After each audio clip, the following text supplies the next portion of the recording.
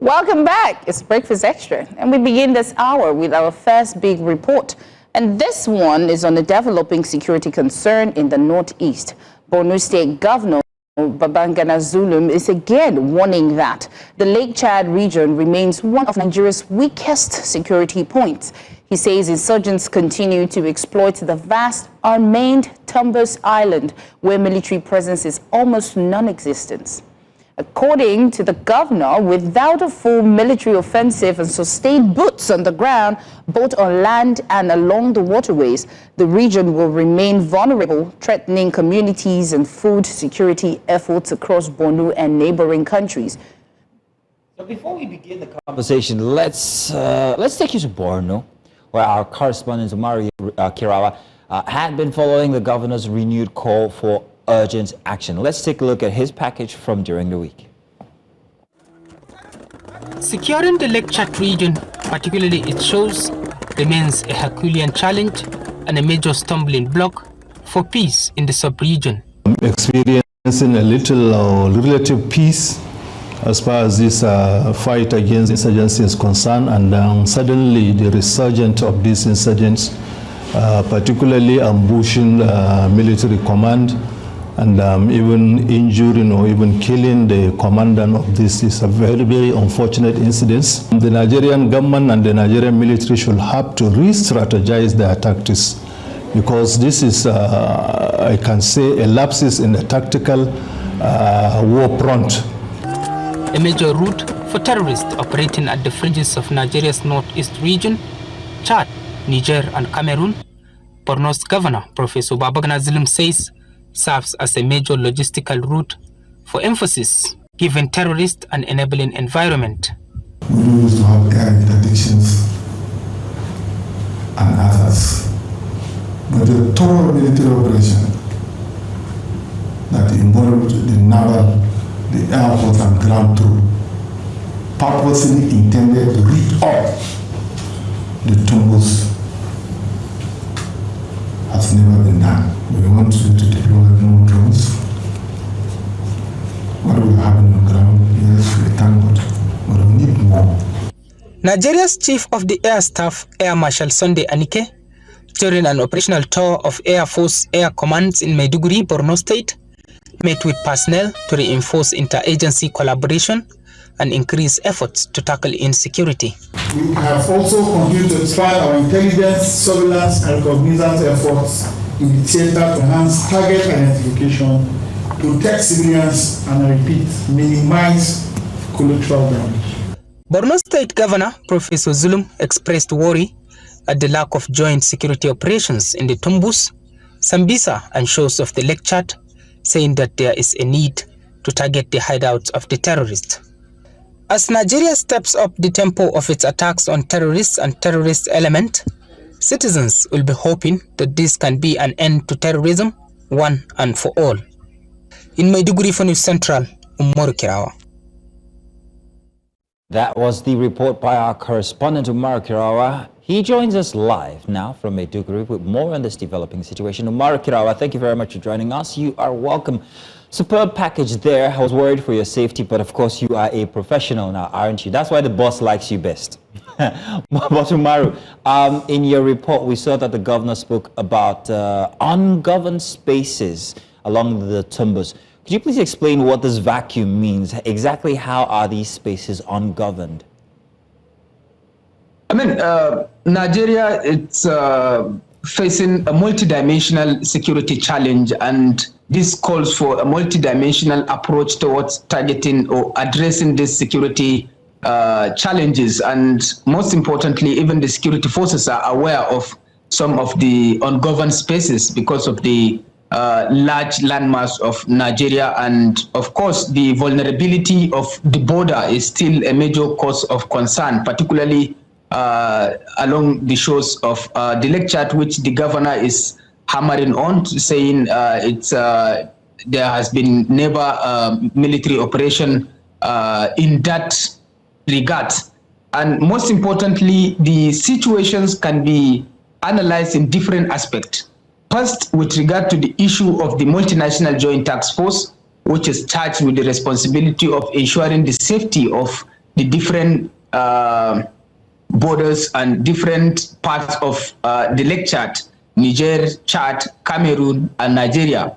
Unfortunately, unfortunately, the situation of the multinational joint task force is a very serious issue of concern that requires a diplomatic approach to tackle, because everybody is aware of the situation in Niger and other parts of the region, particularly the Sahelian region, which gave birth to serious security situation in the Lake Chad, in Borno, and other parts of the African sub-region, which calls for a very serious efforts to ensure that the safety and security of citizens are ensured.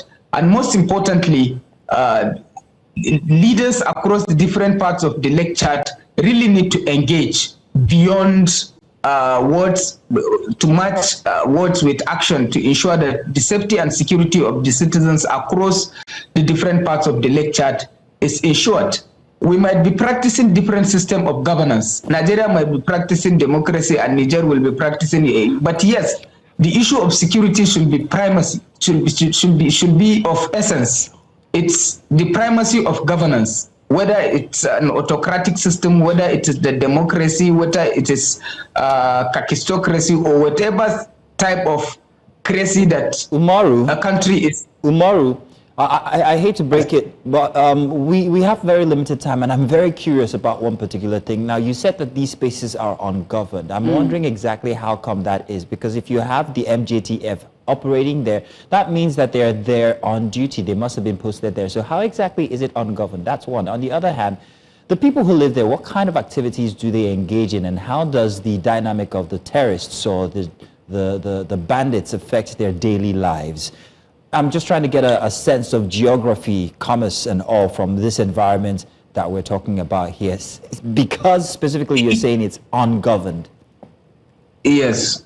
The situation is that the people engage in fishing and then farming, some irrigation farming, and unfortunately there are instances whereby some of these communities even pay tax to terrorists, and it's a well-known fact. And this is unfortunate because certain security situations are not meant to be made known to the public via the television.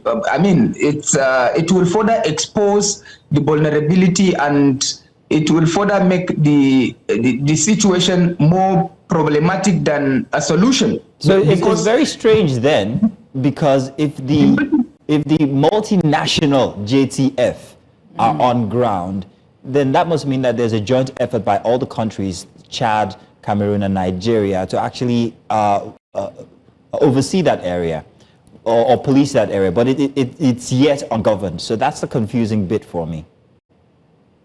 That is the point I'm trying to make. I said some of the information are not meant for public consumption because it is at the detriment of the safety of the people. Because even the multinational joint task force, if we will discuss some of the fallout of the multinational joint task force, I mean, it's a very serious cause of concern. And that is why initially I said there is the need for leaders across different parts of the Lake Chad to coalesce into a single force to ensure that the multinational joint task force is fully funded, is well catered for, and the troops in the multinational joint task force do what they ought to do, and the safety of the borders are ensured. So it's very implicative when you say do what they're supposed to do. Have they been engaged in maybe activities that are not professional?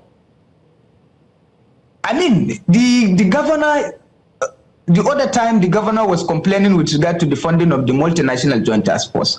I don't want you to force me to say things that will be detrimental to the safety and security of, but the fact is the funding of the multinational joint task force must be addressed. And of course, there are certain diplomatic issues, which I will not want to say it on television, that really the leaders across the different parts of the lecture, they know what I mean. They really need to coalesce into a single force and then address the security challenges, because the more we leave these borders porous and the more the issues of the multinational joint task force are not met I mean, the more the security situation will continue to become vulnerable, because it's a route that give terrorists and other criminal elements route to meander through different parts of the Lake Chad, through the water, through the land, through different axes, which, I mean, the security, the leadership, because these issues boil down to leadership and leadership,